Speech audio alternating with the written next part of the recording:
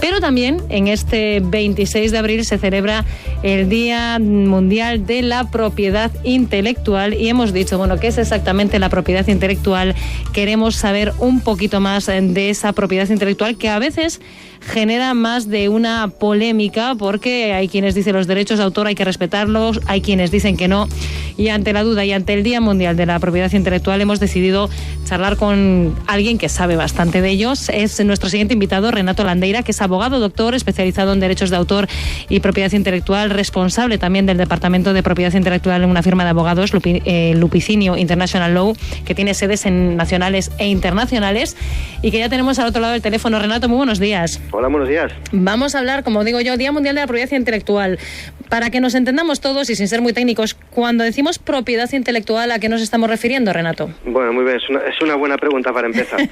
Porque la propiedad intelectual, en realidad, hay dos ramas dentro de la propiedad intelectual. Hay por un derecho, lo que se llama los derechos de autor, sí, que es lo que su propio nombre sugiere, que son los derechos relacionados con la autoría, con la creación de obras artísticas, científicas, literarias en este caso. Y por otro lado está la propiedad intelectual, que son esos otros derechos anexos a la propiedad, al derecho de autor, pero que no pertenecen al autor, sino que pertenecen a otros individuos.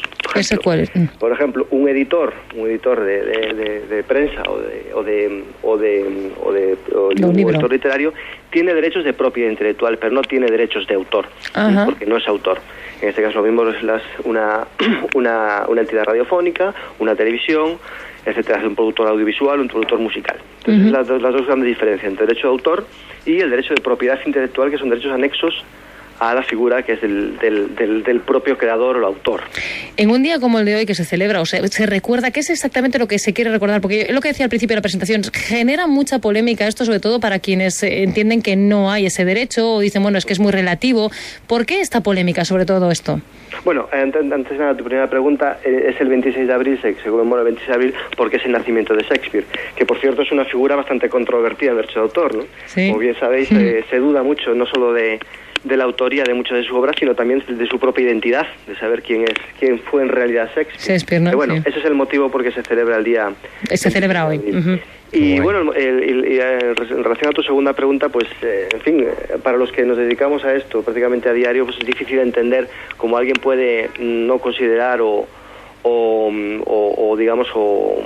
poner en duda que el autor tiene unos derechos de propiedad o de uso sobre su obra. En fin, me cuesta creerlo. Sé que existe, obviamente, porque vivo en este universo todos los días. ¿Te dedicas a ello? Pero vamos, me cuesta creerlo. En realidad lo que se trata hay una lucha entre dos grandes industrias, ¿no? Por un lado está la industria de los proveedores de acceso a Internet, ¿no? O sea, los operadores de Internet, y por otro lado está la industria de contenidos.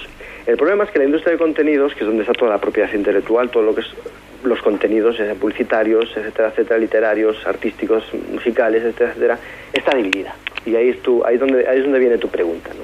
Por un lado están los que consideran que esas obras, que esos contenidos deben estar sujetos a regulación y a cánones, y otros que consideran que debe ser de acceso libre. Pero yo siempre lanzo esta pregunta, que es la que voy a lanzar a continuación.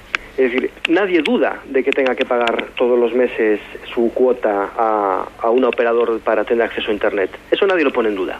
Nadie nos pregunta por qué yo tengo que pagar acceso para tener mi cuota, mi 3G o mi wifi en casa, y sin embargo sí nos preguntamos por qué yo tengo que pagar para tener acceso a esos contenidos, pues a un periódico o a una música, etcétera.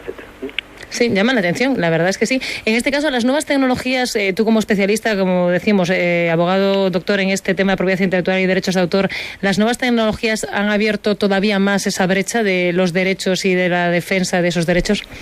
Bueno, la llegada de las nuevas tecnologías, que ya no son tan nuevas. Que no son tan nuevas. Siempre lo digo, que ya no son tan nuevas esas tecnologías, efectivamente han creado un nuevo escenario, y ya no solo pues local o nacional, sino internacional, ¿no? Universal. La cultura gratis, se puede decir, ¿no? Bueno, la cultura de la gratuidad siempre ha existido. Si quieres, luego entramos un poco a abordar también este concepto, porque toda la vida siempre ha existido la gratuidad en el acceso a la cultura. Pero bueno, un poco yéndonos un poco a la primera pregunta,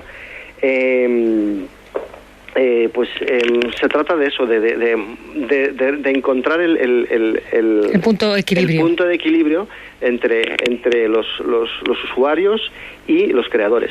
Porque además, es curioso también que, si os fijáis, cada vez más a los autores, o los que somos autores, y sobre todo los que somos autores en Internet, o los que queremos publicar algo en Internet, ya no se nos llama autores, no se nos llama usuarios, se nos llama registrados.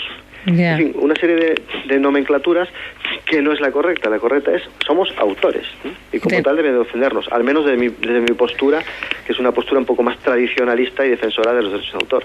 Pues vamos a quedarnos ahí porque la radio, ya sabes, también tiene limitado ese tiempo, pero queríamos acercarnos a esa propiedad intelectual, a esos derechos de autor y, como bien dice, a ese intentar buscar Medami, que vamos a tener que seguir hablando mucho de este tema y esperemos que en algún momento se encuentre ese punto de equilibrio entre autores y entre usuarios. Renato Landeira, muchísimas gracias por acercarnos a este mundo. Un saludo. Muchísimas gracias.